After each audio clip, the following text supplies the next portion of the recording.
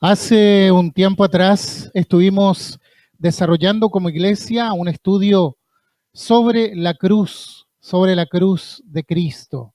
Sin duda, esta es una doctrina que debemos mantener siempre vigente como pueblo cristiano por su importancia y porque de una u otra forma vemos que se ha diluido mucho y que inclusive se ha tergiversado en este tiempo. Entonces, me gustaría aprovechar estos breves minutos para ahondar y exponer el verdadero significado de la cruz desde el punto de vista bíblico, escritural. Y quizá uno de los pasajes más inquietantes de la Biblia sea el que aparece en Mateo capítulo 27, verso 46, cuando Jesús exclama a gran voz desde la cruz diciendo, Elí, Elí, lama sabactani, que quiere decir, Dios mío, ¿por qué me has desamparado? Qué incomprensibles resultan estas palabras a nuestra mente finita.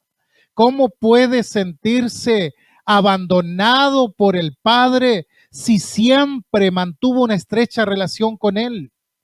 Quiero aclarar que estas palabras, si bien son dirigidas al Padre Celestial, también las dijo con la intención de que quienes estaban allí mirando pudieran oírlas, para que indirectamente nosotros que estamos escuchando hoy podamos también tenerlas en consideración. Ahora no es que Jesús grita debido a su emoción quebrantada sin medir las consecuencias.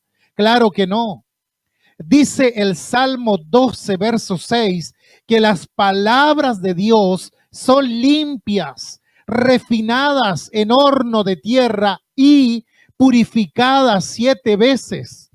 Entonces, cuando Jesús grita desde la cruz, sus palabras tienen un impacto tremendo.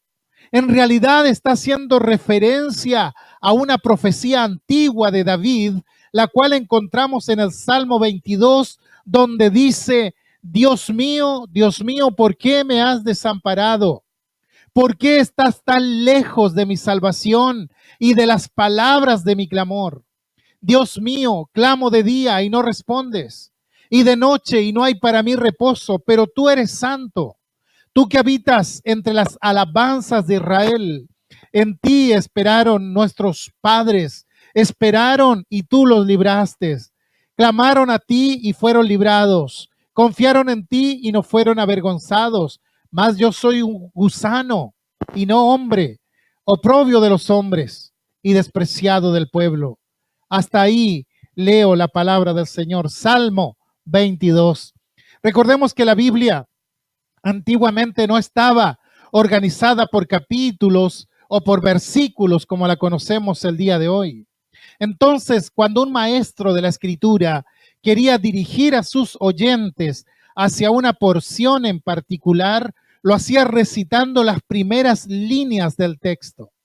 Entonces, cuando Jesús dice, Elí, Elí, lama sabactani, necesariamente se está refiriendo a la revelación profética contenida en el Salmo 22. Y este salmo tiene la gracia de mostrar el carácter y el propósito del sufrimiento de Jesús. Y lo primero que vemos es que Jesús, el Cristo, se encuentra abandonado por Dios el Padre. Y Cristo es consciente de que ha sido desamparado por Dios, lo que quiere decir que este desamparo no es simbólico ni poético, sino que es una realidad, una cruda realidad. Ahora, si nos fijamos en los versos 4 y 5, la situación se vuelve mucho más dramática cuando dice, nuestros padres esperaron en ti y tú los libraste, clamaron a ti y fueron librados, confiaron en ti y no fueron avergonzados. ¿Qué está diciendo entonces? Que nunca hubo una instancia en la historia del pueblo de Dios en que Dios se haya apartado de ellos. Cada vez que ellos clamaban a Él, Él los oía. Y entonces lo que tenemos aquí es terriblemente contradictorio. ¿Cómo es posible que su Hijo amado, su Hijo inmaculado, sin pecado, sin mancha, no haya sido rescatado en la hora más difícil de su existencia. ¿Qué razones pudo tener? El mismo pasaje nos ofrece algunas razones. El verso 3 dice, tú eres santo y yo me he convertido en un gusano, ya no soy un hombre. Y cuando dice soy un gusano se refiere a una condición sumamente indigna, insignificante. Entonces, usted se preguntará, ¿por qué Jesús se refiere a sí mismo en esos términos tan despectivos? ¿Habrá alguna razón más espantosa que el verse despreciado por los hombres y verse despreciado por Dios mismo? Porque Él no dice, Dios mío, ¿por qué los hombres me han desamparado? ¿O por qué el pueblo me ha desamparado? Él dice, ¿por qué tú, Dios, me has desamparado? Y la respuesta la podemos encontrar en una amarga verdad. El Dios eterno hizo que toda nuestra iniquidad, todo nuestro pecado cayera sobre su Hijo Cristo. Y entonces, como un gusano, fue molido y desamparado en nuestro lugar. ¿Qué vemos entonces? Vemos a un Cristo que se vuelve un gusano a fin de llevar nuestros pecados. Pero esta es solo una comparación, porque el santo Hijo de Dios también se convirtió en la serpiente que Moisés levantó en el desierto. ¿Recuerda esa historia? Aparece allí en Números, capítulo 21. Por la constante rebelión de Israel en contra de Dios, Dios envió serpientes ardientes entre el pueblo que mordían a la gente, y los que eran mordidos eran muertos debido al veneno de estas serpientes. Y dijo Dios a Moisés, hazte una serpiente ardiente de bronce y ponla sobre un asta, y cualquiera que fuere mordido y mirare a ella vivirá. Esto provee una poderosa imagen de la cruz, porque así como los seres humanos mueren por el veneno del pecado, al mirar a Cristo colgado de la cruz, alcanzan vida eterna. Isaías 45, verso 22 dice, mirad a mí y sed salvos todos los términos de la tierra, porque yo soy Dios y no hay más. Cristo en su sacrificio es comparado a la serpiente que Moisés levantó en el desierto. Allí en Juan 3:14, cuando conversa con Nicodemo, le dice, así como Moisés levantó la serpiente en el desierto, así es necesario que el Hijo del Hombre sea levantado para que todo aquel que en él cree no se pierda, mas tenga vida eterna. Jesús en su sacrificio se compara a un gusano, se compara a una serpiente y sabe también con qué se compara. Se compara con un cordero que iba o que era sacrificado. Lo que podemos ver allí también como referencia en Levíticos capítulo 16. Y cosa interesante, porque cuando se hacía el sacrificio no se habla de un solo cordero, se habla de dos corderos. Dos eran los corderos usados para el sacrificio. El primero era degollado como una ofrenda expiatoria delante del Señor. Luego su sangre era rociada en y delante del propiciatorio y representaba a Cristo Jesús derramando su sangre desde el madero de la cruz. El segundo cordero era presentado como cordero expiatorio y el pasaje de Levíticos 16 explica que el sumo sacerdote imponía sus manos sobre él, el verso 21 lo dice, y confesaba sobre él todas las iniquidades del pueblo, todas sus transgresiones. Entonces lo enviaba a un lugar desierto por mano de un hombre destinado para tal efecto, y allí vagaba ese cordero, solo, desamparado y cortado de en medio del pueblo, tal como hizo Jesús. Jesús sufrió y murió solo, desamparado, fuera del campamento. ¿No le parece asombroso que un gusano, una serpiente y un cordero sean presentados en la Biblia como figuras de Cristo en lo concerniente a su sacrificio?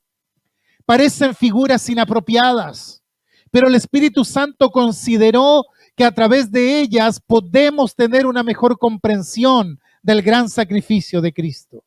Dice Pablo que aquel que fue amado del Padre fue hecho maldición delante de él. Sé que hemos oído esto antes, pero ha considerado su alcance, su profundidad. Sería muy extenso tratar de explicar todo esto. Debemos tener sumo cuidado al dirigirnos al carácter impecable e inmutable de nuestro Señor. Pero el que Cristo se haya hecho pecado es una verdad tan incomprensible como necesaria. No es que Él haya pecado, por supuesto que no, pero cargó el pecado de la humanidad sobre sus hombros. Se hizo maldición por amor a nosotros. Allí en Gálatas 3:13 dice: maldito todo el que cuelga de un madero. Y Cristo se volvió lo que nosotros éramos, en orden de redimirnos de lo que merecíamos. Se volvió un gusano y no un hombre. Fue la serpiente levantada en el desierto. Fue aquel sobre el cual la maldición de Dios cayó con todo su peso. Por esta razón, el Padre lo rechazó y todo el cielo escondió su rostro de él. Dios puso nuestros pecados sobre él y lo desamparó. Si no hubiese sido así, todos los seres humanos habrían vivido y muertos separados de la favorable presencia de Dios. Solo así pudo ser satisfecha la justicia de Dios. Cristo no solo sufrió el terrible desamparo, sino que además tomó la amarga copa de la ira de Dios y murió una muerte sangrienta en nuestro lugar. Saben, hay una historia en el Antiguo Testamento donde el patriarca Abraham es ordenado a llevar a su hijo Isaac al monte y ofrecerlo en sacrificio. Qué tremenda carga le fue impuesta al anciano Abraham. Génesis 22 lo dice. Entonces Abraham tomó a su hijo en obediencia a Dios y fue hacia el lugar indicado. Ató a su hijito, puso su mano sobre él y tomó el cuchillo para sacrificarlo. Y en ese momento, dice la historia, que la gracia de Dios se interpuso y vino un ángel desde el cielo que le dijo: Abraham, Abraham, no lo hagas. A la voz de Dios, alzó la mirada y vio un carnero atrapado por los cuernos. Lo tomó y lo ofreció en lugar de su hijo. Al bajar el telón de tan heroico acto, todos los que leemos la historia damos prácticamente un suspiro de alivio, porque Isaac se salvó de morir a manos de su propio padre. Hermoso fin para tan trágica historia. Pero yo le pregunto, ¿de verdad ese es el fin de la historia? No. Ese es solo un intermedio en medio de toda la obra dramática. 2000 años después, el telón se vuelve a abrir y al centro del escenario se encuentra allí ahora el Hijo de Dios, en el monte Calvario, en el madero de la cruz, traicionado por su propia creación y desamparado por su Padre Celestial. Y de pronto el denso silencio se rompe abruptamente con el horrible trueno de la ira de Dios. El Padre toma el cuchillo, levanta el brazo, solo que esta vez no hay impedimento, solo que esta vez no hay una voz del cielo que diga no lo hagas, y acierta el golpe y sacrifica a su propio hijo.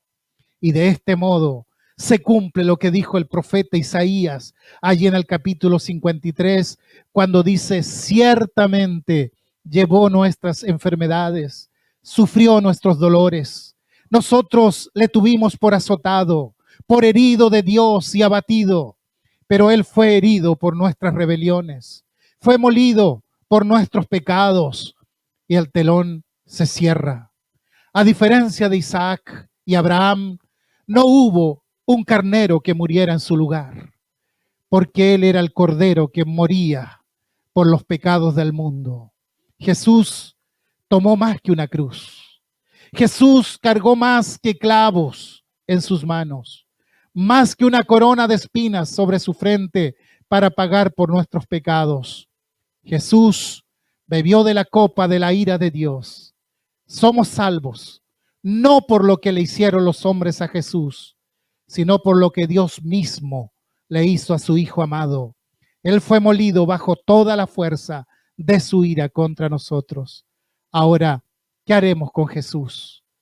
¿Recibirás el perdón que Él ofrece por medio de su sacrificio? ¿O seguirás teniéndole aparte, considerándole lejos de tus planes y de tu propia existencia? Que Dios te hable en esta mañana.